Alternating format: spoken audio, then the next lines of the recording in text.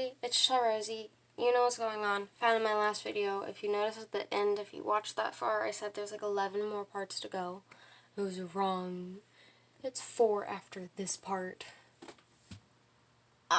Almost I'm done with chapter 2. That's exciting. It might be another week before I get to chapter 3, just saying. Because I record all of these at once. And then I rewatch them so that I could put a little description about each summary. I do a summary of each thing, and it goes in the description of my videos. So, check the description if you want to just hear the summary of this part instead of hearing me read it all. But yeah, I do it all in bulk. Helps get it done so much faster for me, at least.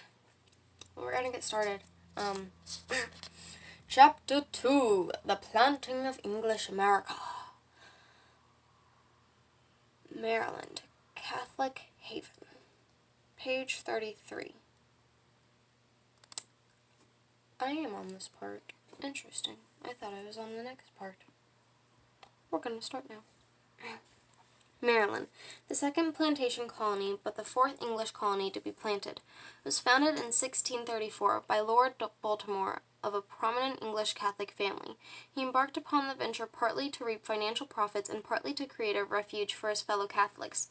Protestant England was still persecuting Roman Catholics among numerous discriminations. A couple seeking wedlock could not be legally married by a Catholic priest. Absentee proprietor Lord Baltimore hoped that the 200 settlers who founded Maryland at St. Mary's on Chesapeake Bay would be the vanguard of a vast new feudal domain. Huge estates were to be awarded to his largely Catholic relatives in gracious manor houses, modeled on those of England's aristocracy, were intended to arise amidst the fertile forest. As in Virginia, colonists proved willing to come only if offered the opportunity to acquire land of their own. Soon they were dispersed around the Chesapeake region by modest farms and the haughty land barons. Mostly Catholic, were surrounded by resentful back-country planters, mostly Protestant.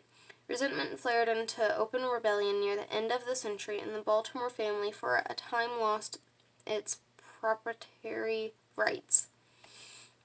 Despite these tensions, Maryland prospered. Like Virginia, it blossomed forth in acres of tobacco. Also like Virginia, it deepened for labor in its early years, mainly on white indentured servants. Penniless persons who bound themselves to work for a number of years to pay their passage. In both colonies, it was only in the later years of the 17th century that black slaves began to be imported in large numbers. Lord Baltimore, a canny soul, permitted unusual freedom of worship at the outset. He hoped that he would thus purchase toleration for his own fellow worshippers, but the heavy tide of Protestants threatened to submerge the Catholics and place severe restrictions on them as in England. Faced with disaster, the Catholics of Maryland threw their support behind the famed Act of Toleration, which was passed in 1649 by the local representative assembly. Maryland's new religious statute guaranteed toleration to all Christians, but less liberally it decreed the death penalty for those, like Jews and atheists, who denied the divinity of Jesus. The law thus sanctioned less toleration than had previously existed in the settlement, but it did extend a temporary cloak of protection to the uneasy Catholic minority. One result was that when the colonial era ended, Maryland probably sheltered more Roman Catholics than any other English-speaking colony in the New World. Also ended on page 33. Started and began on the same page. Ooh. Got 5 more to go now. Yeah. I will see you guys in the next video. Bye. Hope you enjoyed.